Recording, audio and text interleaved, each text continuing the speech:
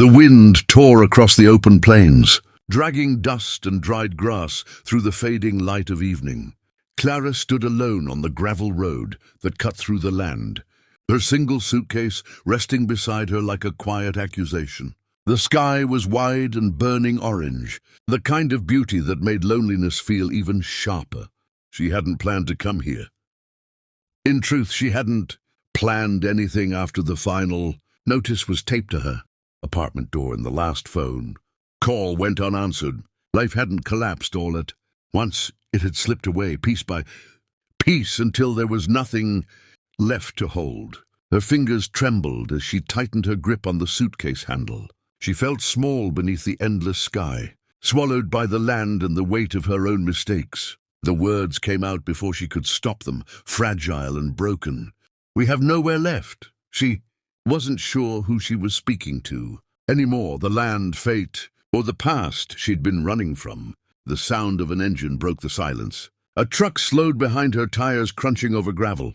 The door opened and closed with a solid thud, a sound that carried certainty she no longer had. Clara didn't turn around at first.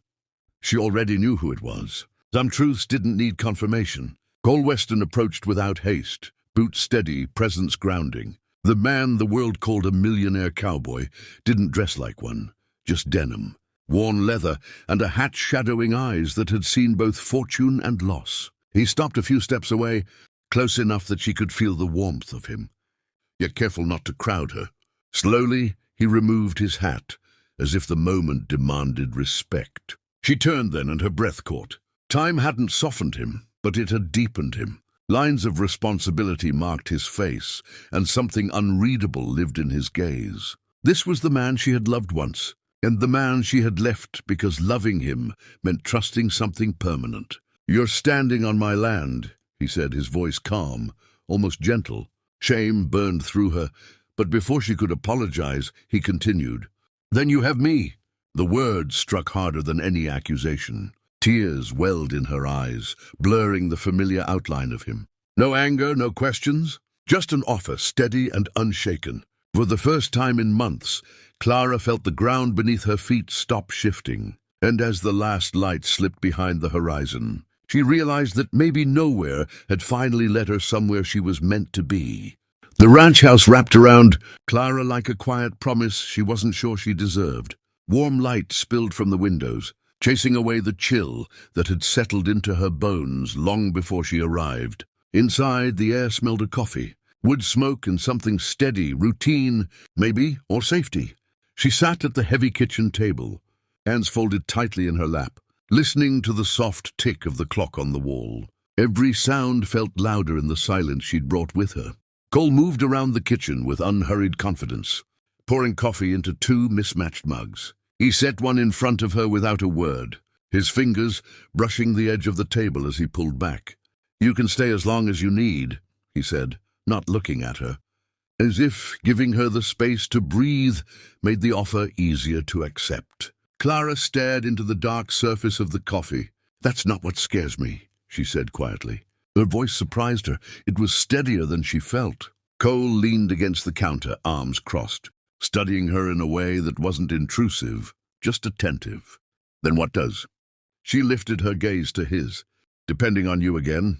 The truth hung between them. Years ago she'd walked away because the future he offered felt too large, too permanent. Loving Cole had meant anchoring herself to something unmovable, and she'd been afraid of losing herself in the shadow of his name. Now exhausted and emptied by life, she feared the opposite, that she had nothing left to stand on without him.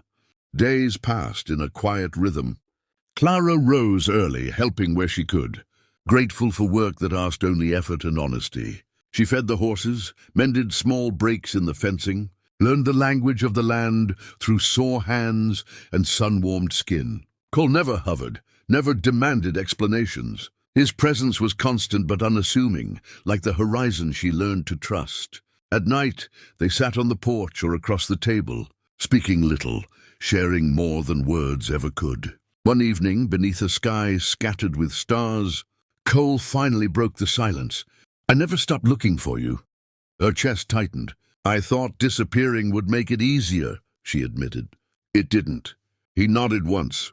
It never does. She met his gaze, feeling the truth settle deep inside her. I never stopped needing you. The admission wasn't a plea, it was an understanding, and in the stillness of the open land, Clara realized that shelter didn't always come from walls or wealth. Sometimes it came from being seen without being judged, and allowed to stay without being owned. The letter arrived folded thin and sharp with threat, its edges creased as if the words inside were eager to cut. Clara found it tucked beneath the morning mail, the final echo of a life she thought she had already lost.